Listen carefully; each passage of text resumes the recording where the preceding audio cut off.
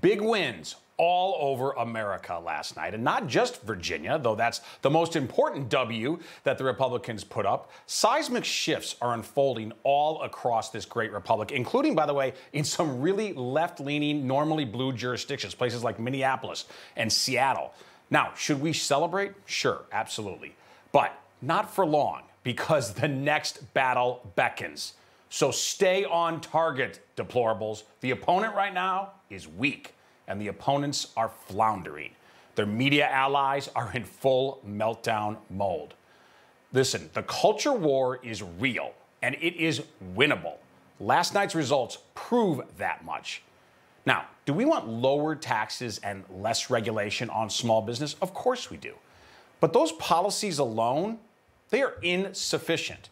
We want for our country, and we in fact demand, a society that nurtures children, encourages parents, and protects workers. Now, speaking of workers, that must be the next political battlefield for America First, the next political front.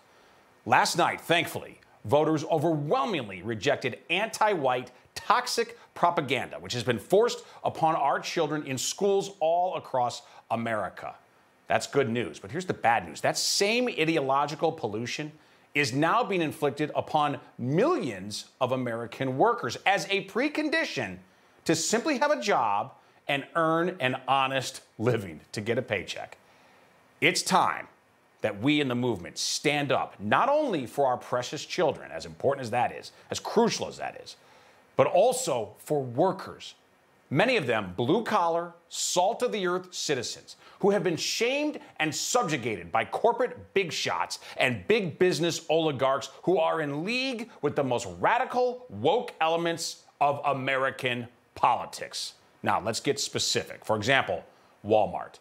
It's the largest private employer in America. Its corrupt executive leaders, they pretend to be patriotic Americans, but they disgrace the heritage of Sam Walton by joining in concert with a Marxist organization that's called Racial Equity Institute to subject Walmart employees to training that accuses them of, and I'm quoting, white supremacy thinking and internalized racial superiority. Now, these insults are directed, at least in part, at hourly wage employees, many of whom happen to be white and struggle to pay bills in Biden's awful economy right now, struggle to deal with the Biden inflation surge.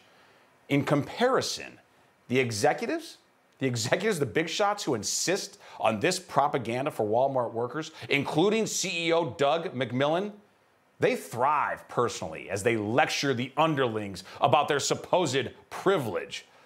Among the top 9 executives for Walmart corporate, 8 of them are white, and combined, they earned $112 million in 2019. But it's not just Walmart, not by any stretch. Sticking to retailers, it's a similar story at another giant retailer, and that is CVS. The previous CEO there, Larry Merlo, he instituted a very similar program of anti-white indoctrination for employees as he, Larry Merlo, collected a cool $22 million in salary for last year. That is over 600 times the average income of CVS employees. CVS even dared, this is incredible, but it's true, CVS even dared to hire race huckster Ibram X. Kendi, whose birth name is Ibram Henry Rogers. He was hired to sermonize to thousands of CVS workers with belittling prattle like this quote: "To be born in the United States is to literally have racist ideas rain on our head consistently and constantly." Kendi continued, arguing that Americans are walking through society completely soaked in racist ideas. Our kids are basically functioning on racist ideas, choosing who to play with based on the kid's skin color. Really? Ibram X. Kendi? What children is he hanging around? Now, if we learn anything from last night, and there's a lot we should learn, it's that we have the right arguments. We have the stronger principles. And we can command the votes when we choose to fight and when we choose to fight effectively. So let's fight.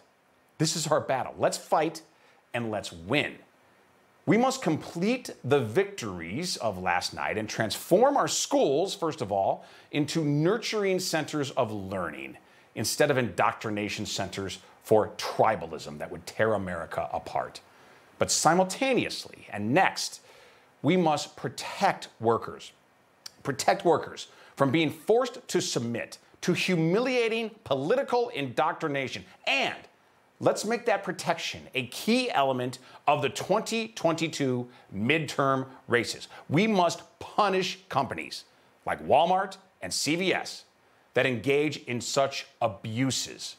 In doing so, we will take the wins of Virginia and other places last night to the entire nation.